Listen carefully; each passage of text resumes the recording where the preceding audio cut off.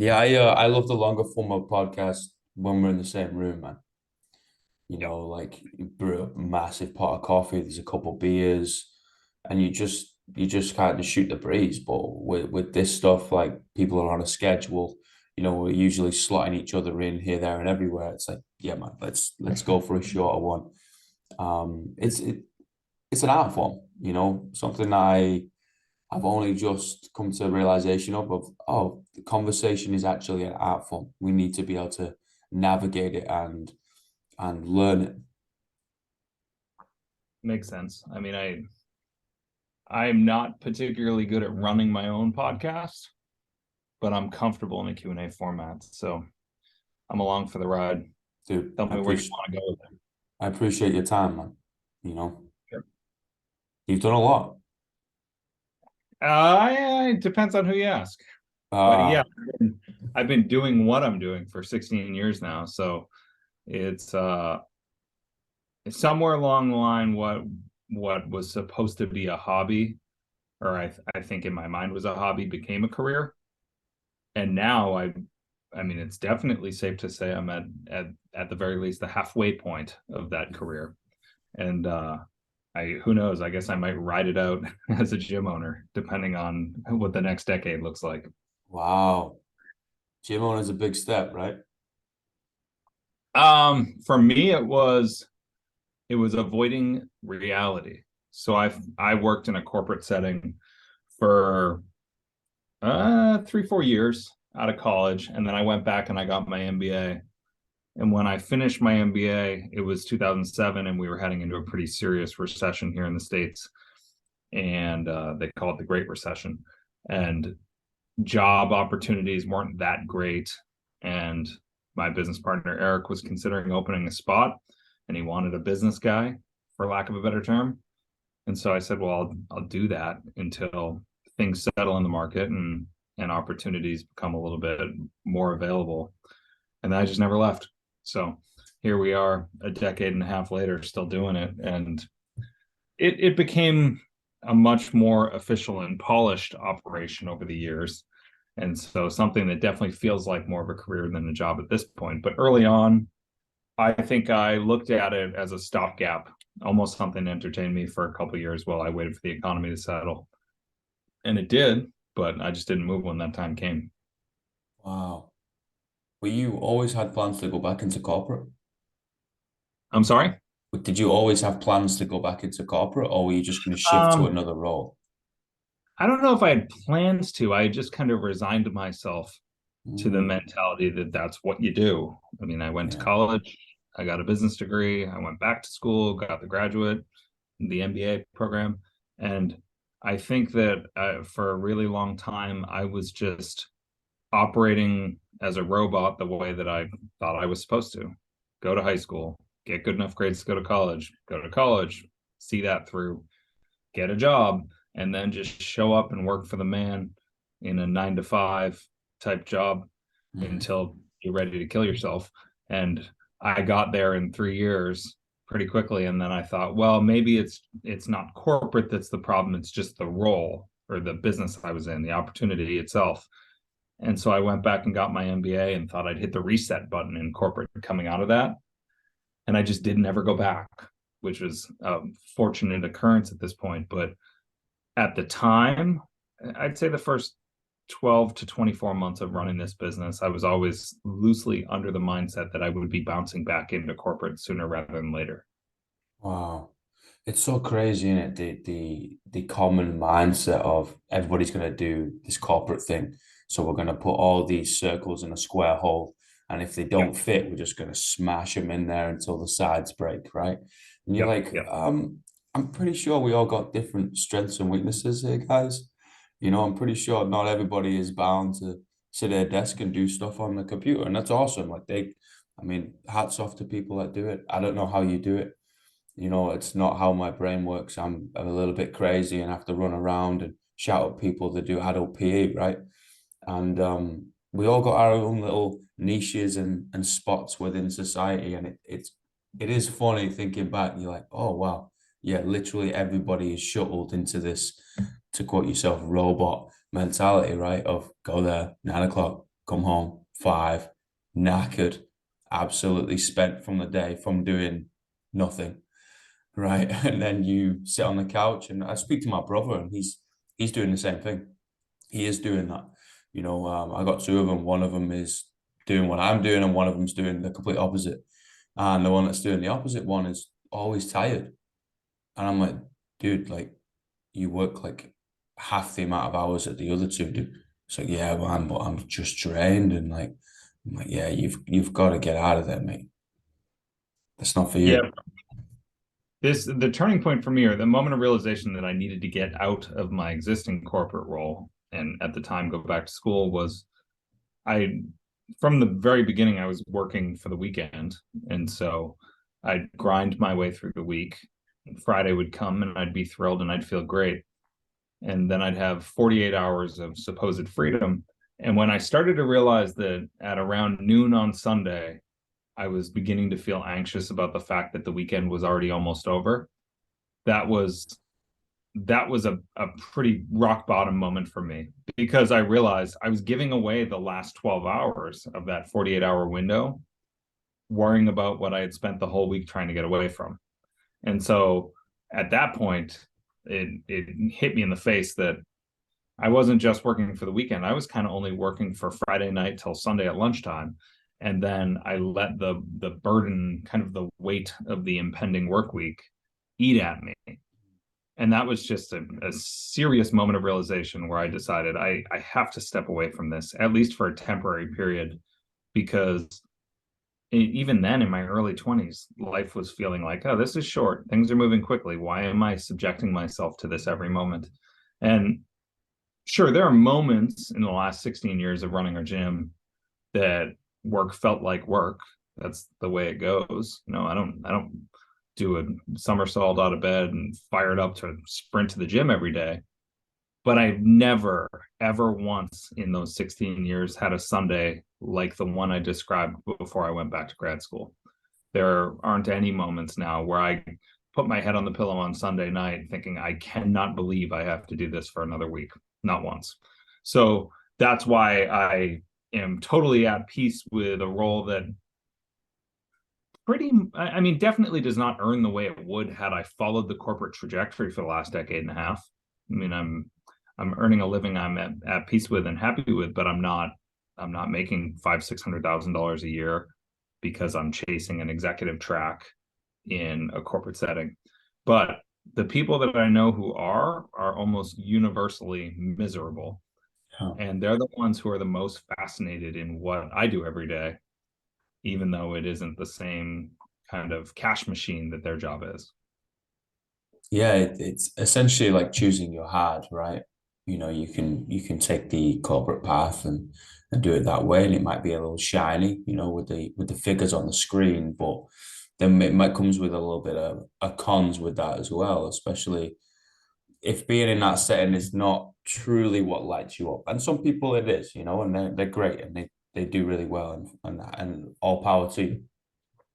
Or you go the other way and we got to get up at 4 o'clock in the morning and open a gym for 5, or you're in there for 12 hours, or you got to deal with people a little bit more than a computer screen, and it's this weird soft skill dynamic that goes on, or kids might come through the door, or the elderly might come through the door, and they might look at us and be like, that's that's really hard. It was like, yeah, but I think sitting in front of a computer and going and listening to the dictator as your boss and be like, you can't question a single thing that comes out of their mouth. I think that's really hard, So it's essentially, it's got to choose your hard. You got to figure out what path you can, and to understand there's way more than one path. There is a million paths out there.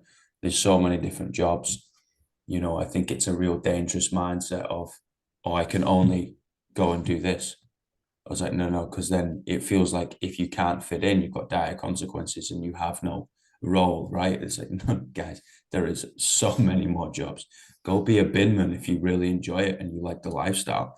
It doesn't matter. As long as you can pay your bloody bills and look after your family, great. Like we've all got roles.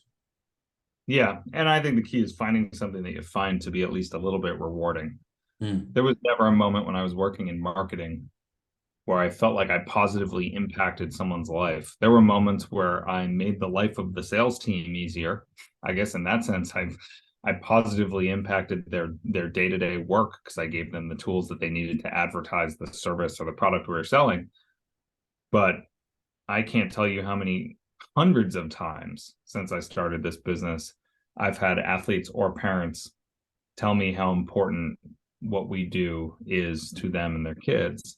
And even right now, right this very second as we record, there's a woman in the gym.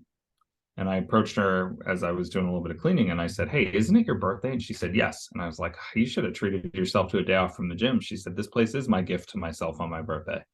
And that's a whole different level of rewarding from cashing that paycheck from that corporate world. And so, I mean, I'll get off of my rant about corporate because it's not, it's an important, it's an important piece of the economy. And my wife's in corporate and she busts her ass and she likes her job.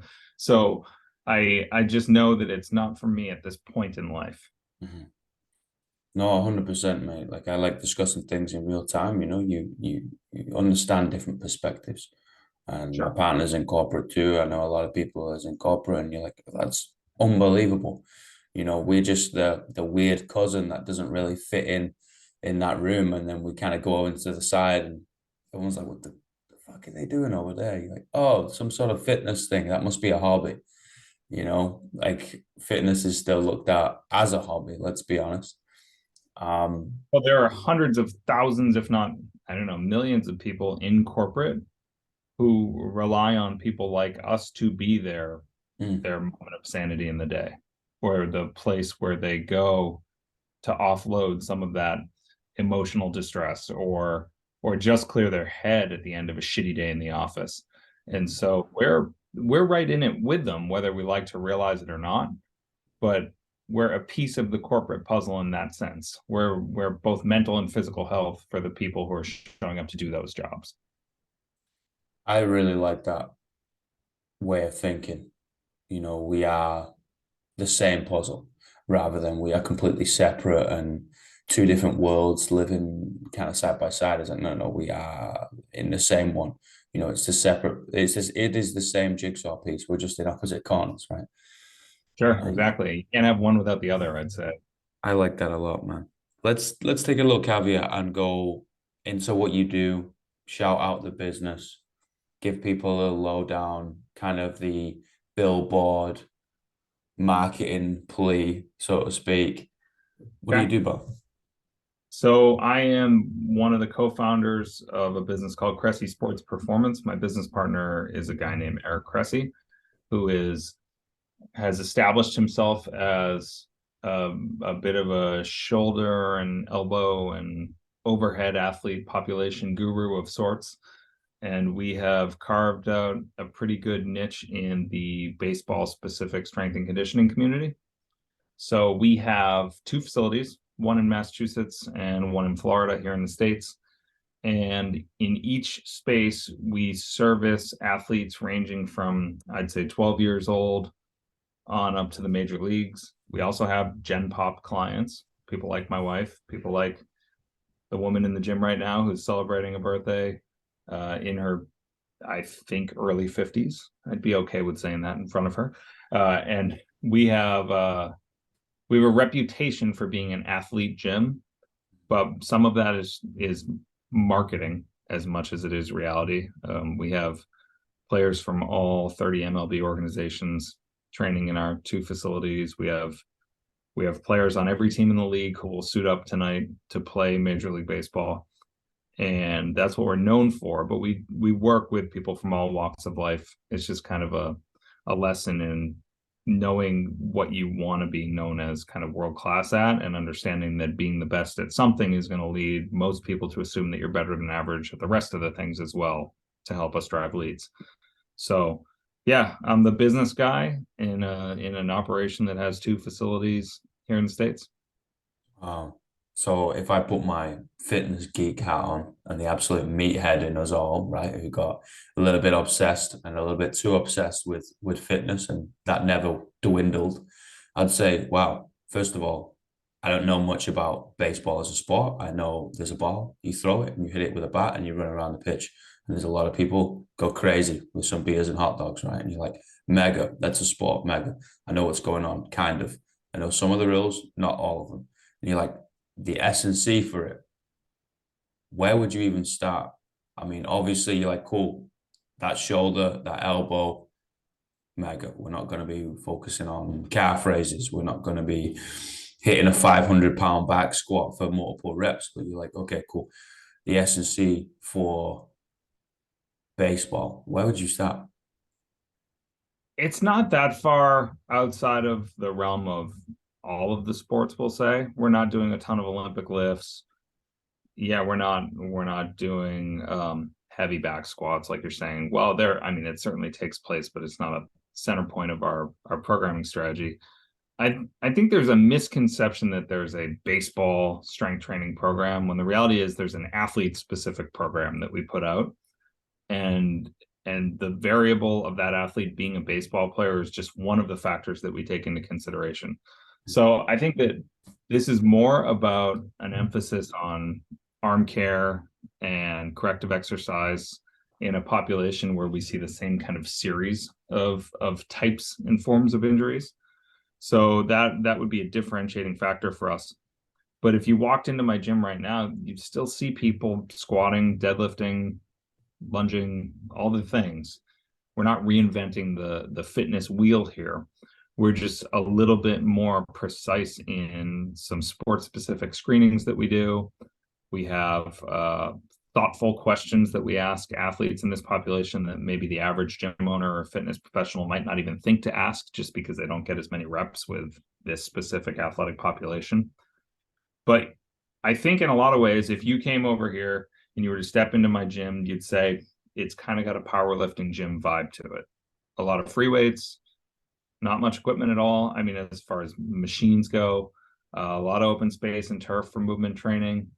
And we're just trying to focus on increasing athleticism and reducing injury risk, just like everybody else at every other gym that's worth their salt. So it's more marketing than it is science with our baseball specific strength and conditioning approach, if that makes sense.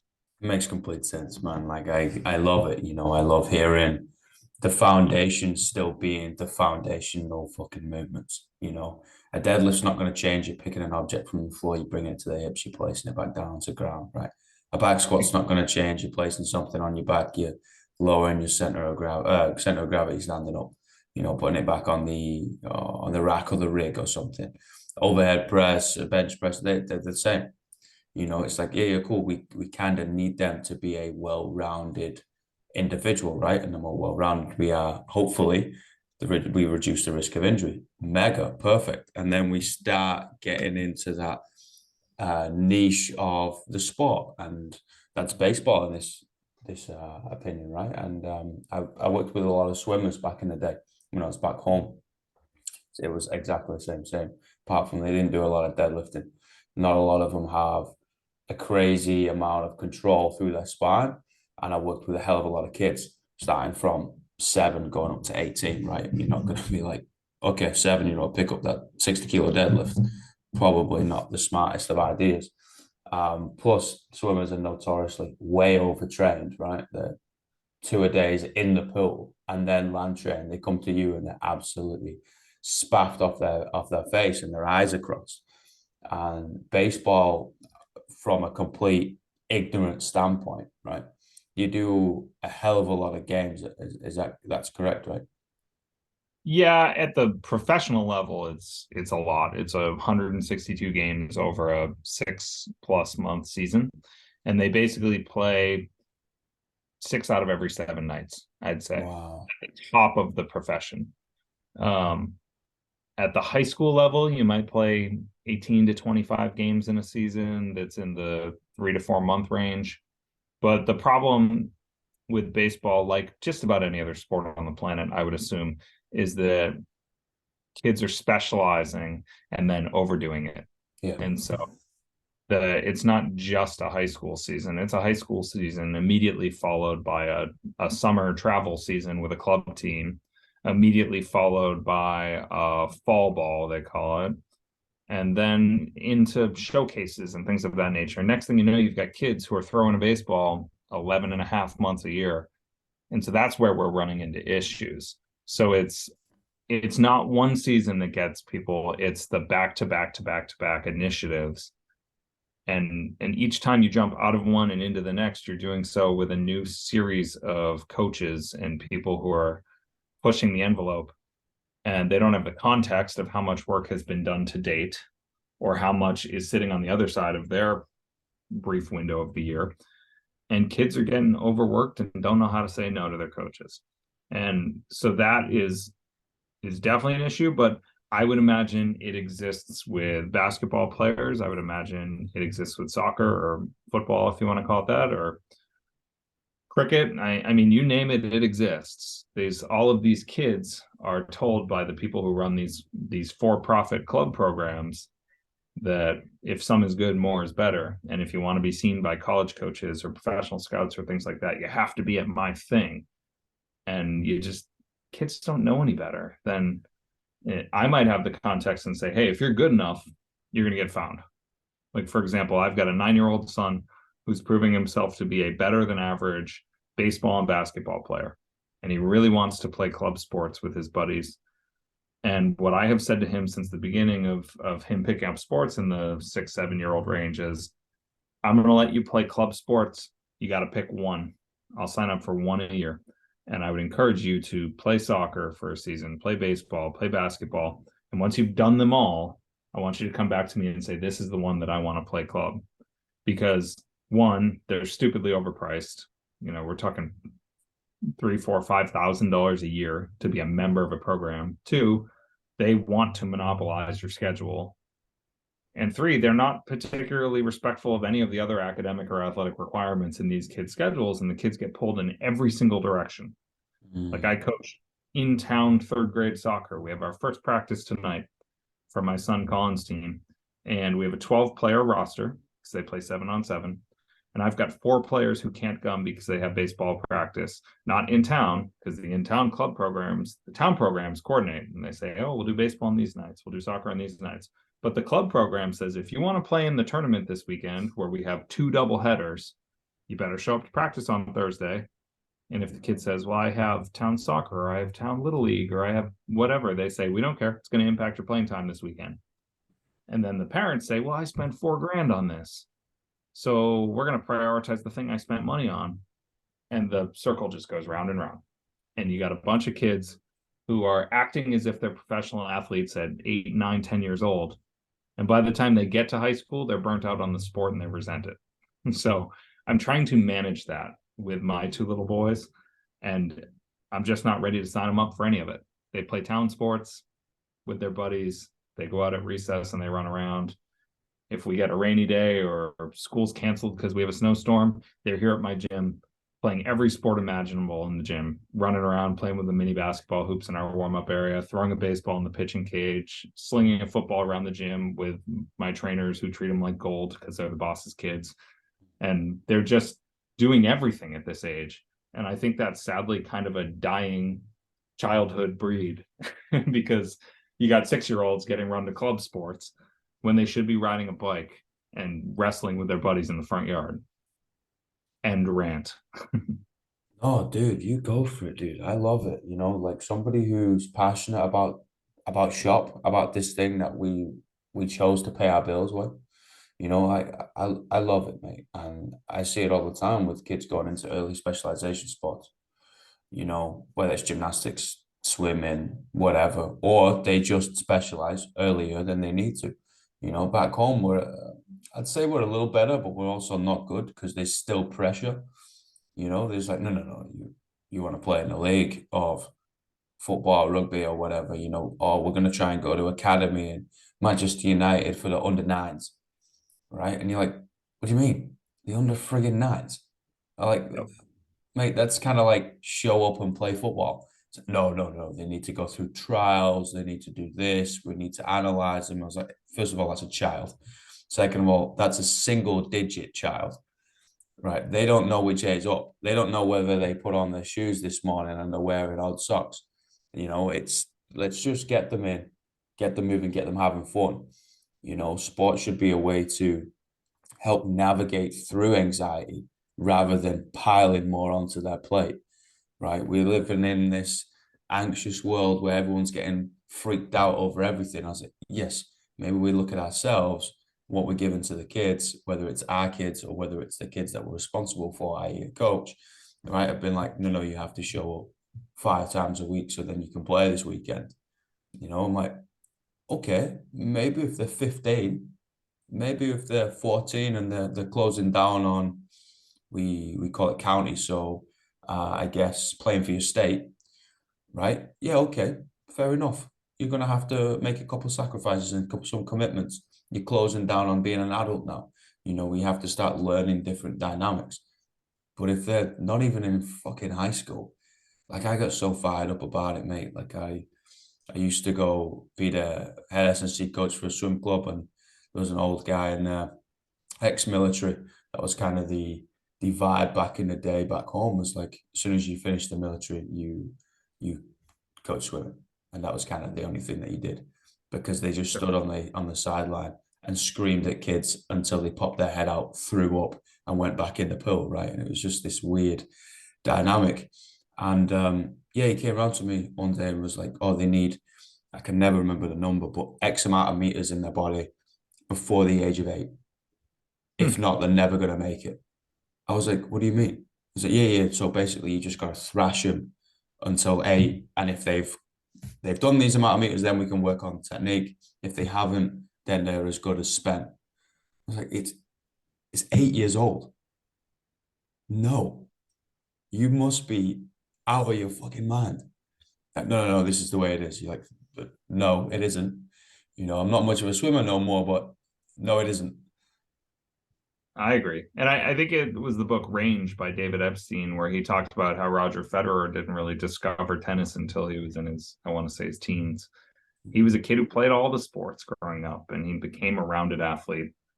And it's probably why he wasn't burnt out physically and mentally on the sport by the time he was ready to physically make a jump. So I'm in the same headspace. It blows the minds of fellow parents when they ask me what club soccer team and club baseball team is Colin going to be playing for, and I say neither. And they say, "But don't you do this for a living?" And the answer is yes, exactly. I've spent 16 years learning exactly how not to raise my kids from an athletic standpoint. I've had 16 years of exposure to helicopter dads and kids effectively being dragged into our gym because dad said it was important. And you can see in the eyes of the kid who's here because it's their idea, and the kid who's here because dad said they have to. And so I can appreciate the fact that we are a pretty real competitive advantage for a serious athlete who wants to play at a higher level. We're kind of a box that needs to be checked in this day and age because people are trying to optimize their on-field and off-field performance. But if the kid isn't the one who brought that idea to the table, then they're not going to check that box well to its complete potential because they resent the fact that they've been pulled into the room. And I'm just not interested in my boys getting there at any point. If they want to be world-class athletes, great, they can work at that. I'll give them the resources they need if they ask for them, but I'm not going to tell them what they should want, and I'm not going to force it on them. And it's funny because the less I push, the more they seem to want it. I mean, my son Colin, same with Owen, but Owen's 6. They every single night when we get home, it's, "Dad, can we go play baseball in the backyard? Will you play catch with us? Will you throw football with us? Will you take me out on the bike? Can we go play basketball? Can we do this?" And it's sport after sport after sport. It's all they want to do. And the minute the sun comes down, they say, "Hey, we want to go watch the Celtics game," which would be NBA basketball here, or "We need to watch the Bruins hockey here in the States." Every night they want to immerse themselves in these sports. So I know that they're serious about it and they love it, but I'm still holding the reins back on them because I've just watched too many great little athletes hate their dad and hate the sport at the back end of the process. And it's just not the direction I'm going, because the reality is neither of my boys are ever going to make a paycheck playing a sport. I don't care how good they are in first and third grade, respectively. The chances of that happening are about as likely as me being the next CEO of Apple. It's just, but it's fine we can play the game for now and let them have as much fun as possible doing it. But that's a reality that I don't know that it's a conclusion that many dads come to based on the ones who are paying my bills these days. And so it's an interesting kind of conflicting dynamic where I'm collecting those dollars, but at the same time, sometimes I just want to shake the dad by the shoulders and say, look at him. He's sitting Mm. next to you and he's dejected. He doesn't want to be here. He's pissed that you're going to drag him from here to hitting practice. And then you're going to drag him from there to work with some sprint technique coach. And then you're going to go meet with the sports therapist. And all he wants to do is do his homework and then play some video games. And so it's just it's a reality that's around me all the time, and it's a mistake that I refuse to make with my kids. I love that. I love that perspective so much. And at the end of the day, we don't want kids getting injured. You know, that's number one. Number two, we want them to have fun. And number three, I think we get caught up in sport being this professional thing, right? And we've had a taste of corporate, we have a taste of being an adult, and we're like, oh, it'd be great if we were in that shiny thing that we all looked at, the little box, and we get to go play on the weekend. You're like, yeah, for half an hour, for 90 minutes. And then we're like, I'm really glad because I don't have to get up at 5 o'clock in the morning and do 3 training sessions that day and my body being broke. It's like, yeah, but you're forcing that on a child, man. Like on a child, you're like, you got to go play in the league. So, I mean, if they want to, and then guess what? Even if they want to, chances are they're not going to make it. That's just the reality of things. It's the top 0.1% of people ever make their money, like good money, play in the league, the Premiership, the NBA, the NFL. It's fucking hard. It's not like, oh yeah, I set my mind to it, I'm gonna go play, is it? No, dude, you've got to be good enough as well. And then you also need to win the lottery in this genetic thing. Yep. And you need the means, the resources to capitalize on those genes. Just being genetically blessed isn't enough to get you there at this point, sadly. And so it's a multitude of factors. But the reality is I treat sports from a youth athlete perspective as much as a tool for developing character and teaching life lessons as it is a potential means to earning a living. Well, it's not even close. But in some cases, it might get you into a good college. In some cases, it might be a dream that you chase for a little while early in your adulthood, but you just don't make it to the show, as they call it, very often. And I'm fine with that. And we do spend some time talking to our clients about it as well. We have to be honest with our clients. We've got people who are world class in the sense that they could even be in consideration for professional sports, but they're still not going to get there. And those are hard conversations to have, but we do have them fairly often, honestly, on an almost daily basis between our two facilities. Well, you have to, otherwise you're doing them a disservice. Sure. Right? You're rubbing up a pipe dream and you're like, yeah, you can do this. No, they can, but there also is another possibility that might happen, and it is our responsibility to teach life through this medium of fitness that we chose and that they've chosen.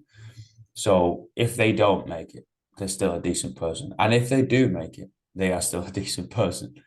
That's the main thing, man. Agreed. Brother, thank you so much. It's been an honor and a privilege. I appreciate the invitation. It's always good to talk shop on this stuff. And I don't often unload my thoughts on parenting and sports and things of this nature in this type of forum, but it's been therapeutic for me, like a cathartic experience. Thank you, brother. I'd say it's always a privilege to hear what people have got going on in that little noggin of theirs, right? Especially when it's towards something that we love so much, our job at Appreciate the end of the that. day. Thank you. You have a great rest of the day. Enjoy the football practice. Yep. Soccer to me. Soccer to you, yeah, and to the internationals. So enjoy that, and we'll talk soon. Take care. Thanks, brother. Bye, everybody.